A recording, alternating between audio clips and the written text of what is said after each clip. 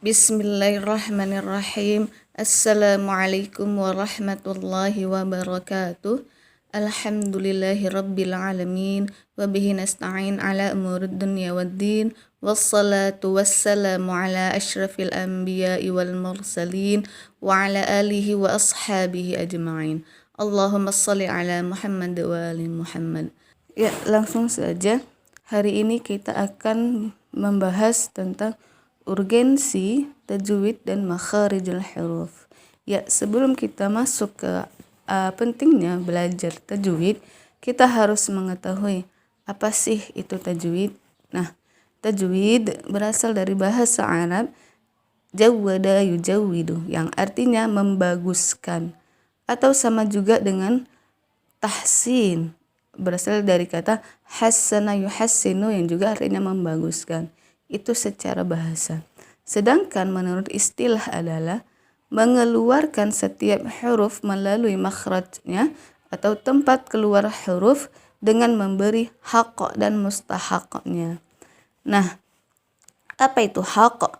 Haq adalah sifat asli yang selalu bersama dengan huruf tersebut. Nah, sedangkan mustahaq adalah efek yang timbul dari sifat asli tersebut. Nah, inilah pengertian dari tajwid. Nah, setelah kita mengetahui definisi dari tajwid, maka kita harus tahu hukum dari ilmu tajwid. Nah, hukum mempelajari ilmu tajwid secara teori, yaitu secara teoritis adalah fardu kifayah. Nah, kita tahu bahwa fardu kifayah adalah ketika satu orang saja yang sudah menunaikan, maka gugurlah kewajiban oleh orang lainnya.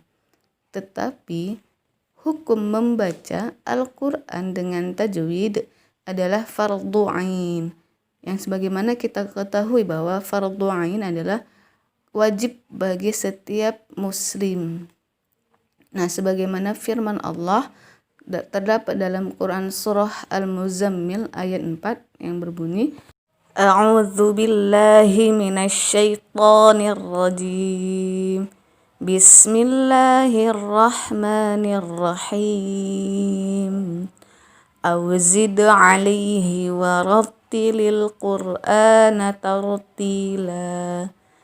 Nah, yang artinya dan bacalah Al-Qur'an dengan cara yang tartil.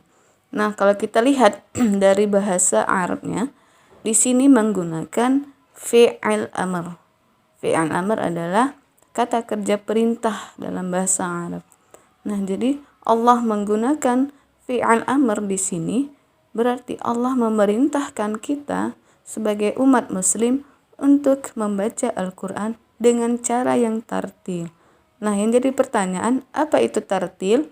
Tartil adalah membaguskan suara huruf-hurufnya dan mengetahui tempat-tempat waqaf. Nah, membaguskan di sini berarti mengeluarkan setiap huruf melalui makhrajnya atau tempat keluar huruf, dan mengetahui tempat-tempat berhenti atau tempat-tempat memulai dalam membaca Al-Quran, seperti yang dijelaskan oleh Imam Ali bin Abi Thalib mengenai makna dari tartil itu sendiri. Nah, apa keutamaan dari kita mempelajari ilmu tajwid? Yaitu yang pertama, mempelajari dan mengajarkan Al-Quran merupakan tolak ukur kualitas seorang muslim. Kama qala Rasulullah sallallahu alaihi wasallam fil Bukhari, khairukum man ta'allama al-Qur'ana wa 'allamahu. Sebaik-baik kalian adalah yang mempelajari Al-Quran dan mengajarkannya. Nah, jadi ini adalah pekerjaan atau amal yang sebaik-baiknya. Apa itu? Yaitu tadi mempelajari Al-Quran, mempelajari ilmu tajwid, membaca Al-Quran dengan cara tajwid, dan mengajarkannya. Nah, yang kedua, sebaik-baik amal perbuatan yang ditegaskan Allah Ta'ala dalam sebuah hadis qudsi yang berbunyi, barang siapa yang disibukkan oleh Al-Quran dan berzikir kepadaku, niscaya aku akan memberikannya sesuatu yang lebih utama daripada yang aku berikan kepada para peminta. Dan keutamaan kalam Allah dan pada seluruh kalam selainnya, seperti keutamaan Allah atas makhluknya. Hadis riwayat At-Tirmizi nomor 2926. Nah, jadi kita mempelajari ilmu tajwid adalah sebaik-baik amal perbuatan. Nah, Masya Allah ya, begitu besar pahala yang akan kita dapat ketika kita mempelajari ilmu tajwid. Nah, yang ketiga adalah menurunkan sakinah, rahmat, dan para malaikat. Sebagaimana yang telah dikatakan oleh Rasulullah Sallallahu Alaihi Wasallam dalam sebuah hadis, tiadalah berkumpul suatu kaum dalam Baitullah, yaitu masjid, untuk membaca kitab Allah dan mempelajarinya, melainkan pasti turun kepada mereka ketenangan, diliputi rahmat, dikerumuni malaikat, dan diingat Allah di depan makhluk yang sisinya. Jadi orang yang membaca Al-Quran, orang yang mempelajari ilmu tajwid, pasti terdapat di dalam dirinya sakinah, rahmat, dan dikelilingi oleh para malaikat. Nah, jadi tidak ada orang yang membaca Al-Quran dengan marah-marah. Pasti orang membaca Al-Quran dengan penuh sakinah, dengan penuh ketenangan di dalam dirinya. Dan juga Al-Quran menjadi obat penenang bagi seseorang yang ketika saat itu sedang dilanda kesedihan atau marah atau lagi galau, maka Al-Quran adalah obat bagi orang-orang yang seperti itu. Nah, adapun tujuan dari mempelajari ilmu tajwid, yang pertama yaitu melatih lidah.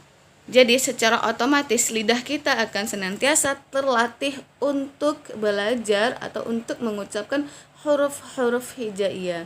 Nah, jadi yang membedakan seseorang yang belajar ilmu tajwid dengan orang yang meninggalkan ilmu tajwid yaitu riyadhah bifakkihi, olahraga dengan mulutnya. Jadi mulut kita, lidah kita akan senantiasa untuk berolahraga atau senantiasa untuk melatih untuk belajar ilmu tajwid. Nah, jadi wajib ya untuk melakukan proses ini ketika kita belajar ilmu tajwid. Nah, jadi biasakan lidah kita untuk riyadhah atau untuk latihan terus-menerus agar sampai benar ketika mengucapkan setiap makharijul huruf. Maksudnya riyadhah atau latihan lidah atau latihan mulut adalah, nah jadi setiap huruf itu ketika dia dhammah maka mulut kita wajib monyong. Setiap kasrah mulut kita wajib turun, dan setiap fathah mulut kita wajib terbuka. Nah, ketika kita melakukan proses ini pasti mulut kita akan bergerak, dan secara otomatis sebenarnya kita sudah olahraga wajah, dan itu juga salah satu cara agar awet muda, yaitu olahraga wajah, dan juga menghindari yang namanya stroke pada wajah, karena kita senantiasa belajar Al-Quran, kita senantiasa membaca Al-Quran, otomatis lidah kita, mulut kita bergerak, wajah kita pun ikutan olahraga atau ikutan bergerak, dan sehingga itu tadi salah satu manfaatnya yaitu menghindari yang namanya stroke pada wajah. Nah, yang kedua, menjaga lidah agar terhindar dari kesalahan dalam membaca Al-Quran. Nah, kesalahan dibagi dua. Yang pertama, kesalahan yang nyata atau al-lahnu al-jaliyu. Contoh apa itu kesalahan nyata? Yaitu contohnya Rabbil alamin, artinya Tuhan semesta alam atau Tuhan seluruh alam.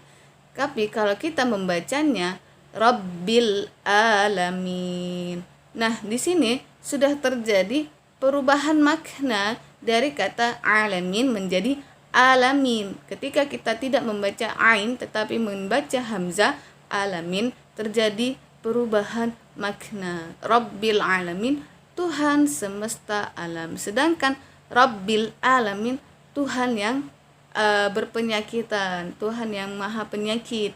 Alamin itu secara bahasa artinya sakit, seperti itu. Nah, jadi fatal kan ketika kita membaca Al-Quran tidak sesuai dengan makhrajnya. Ketika ain kita baca a, itu kesalahan yang sangat fatal yang mengubah arti dari ayat tersebut. Nah, itu sangat fatal. Inilah kenapa disebut kesalahan yang nyata. Atau contoh lain, an'amta alaihim, nikmat yang telah engkau berikan. Tetapi kalau kita membacanya an'amtu alaihim. Nah, di sini terdapat perbedaan atau perubahan ya. Yang satu an'amta, yang satu an'amtu. An'amta di sini sebagai domir kepada Allah atau sebagai domir pengganti untuk Allah. Nah, jadi Allah yang telah memberikan nikmat. Tapi kalau kita ubah menjadi an'amtu, maka tu di sini sebagai domir atau kata ganti untuk saya. Jadi yang telah saya beri nikmat. Nah, kita siapa memberi nikmat kepada orang seperti itu. Nah, di sini terjadi perubahan makna yang sehingga sangat fatal artinya seperti itu. Nah, ini juga disebut dengan kesalahan yang nyata, yaitu kesalahan yang dapat mengubah arti dari ayat tersebut. Dan ini jika dilakukan dengan cara yang sengaja, maka hukumnya menjadi haram, seperti itu. Nah, adapun yang kedua, al-lahnu al-khafiyyu, kesalahan yang samar. Apa itu kesalahan yang samar? Yaitu jika kurang memanjangkan mad.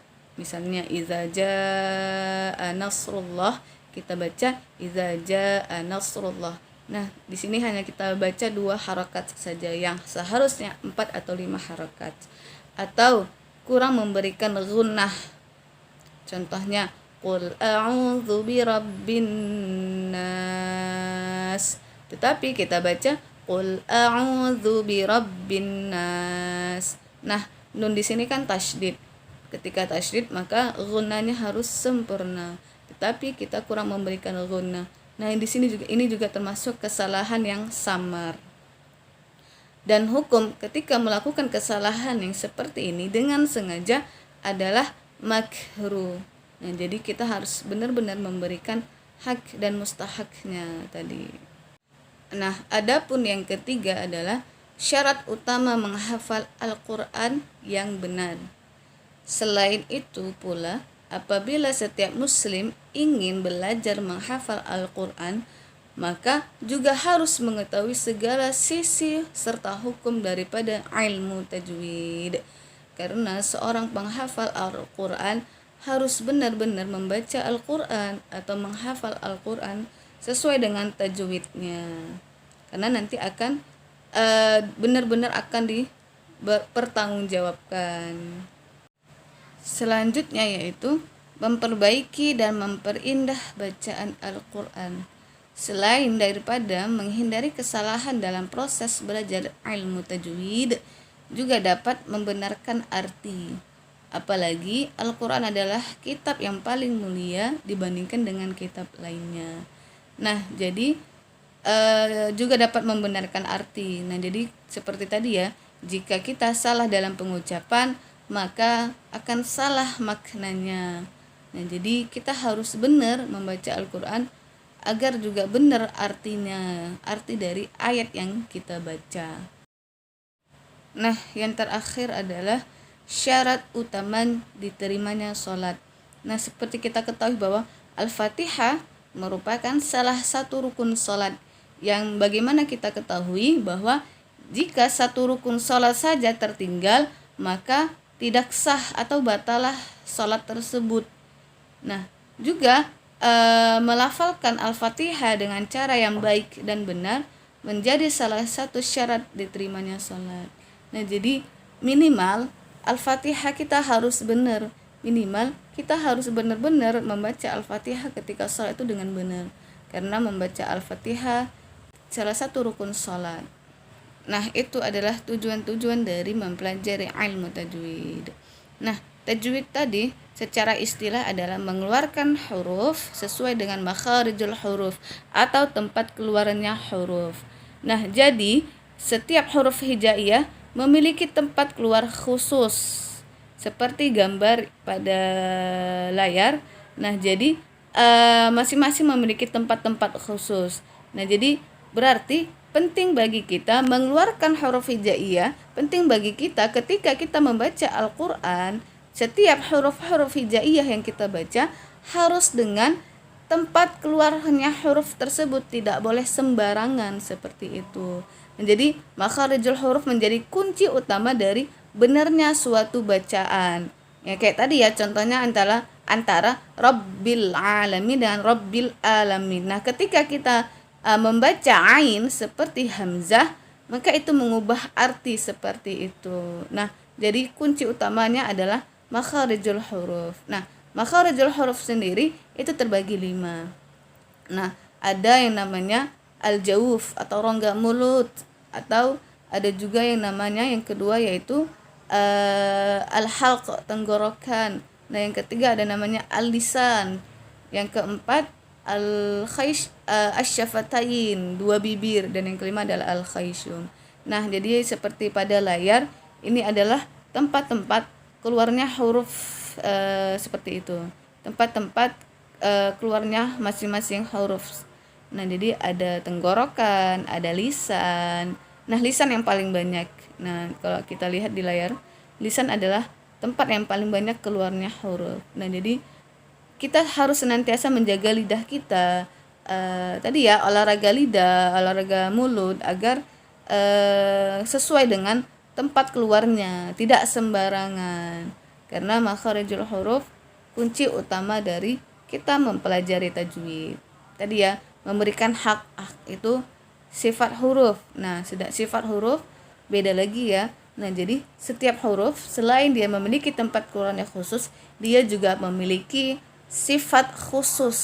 Nah nanti kita pelajari jika ada kesempatan. Nah, di sini kita hanya sekilas membahas apa itu makharijul huruf. Nah, jadi mungkin sampai di sini dulu penjelasan saya mengenai ilmu tajwid dan makharijul huruf. Jadi kesimpulannya sangat penting bagi kita sebagai seorang muslim, sebagai seorang hafiz atau hafizah, tidak hanya hafiz dan hafizah, bagi kita seorang muslim untuk membaca Al-Quran sesuai dengan tajwidnya, apalagi ketika kita membawa itu ke dalam sholat, minimal Al-Fatihah. Ya, mungkin sampai di sini dulu penjelasan saya. Jika ada salah kata, saya mohon maaf, karena kesalahan datangnya dari saya dan kesempurnaan itu datangnya dari Allah. Kepada Allah saya mohon ampun. Afa minkum fastabiqul khairat. Tetap semangat untuk belajar ilmu tajwid karena tidak ada ruginya. Saya tutup. Wassalamualaikum warahmatullahi wabarakatuh.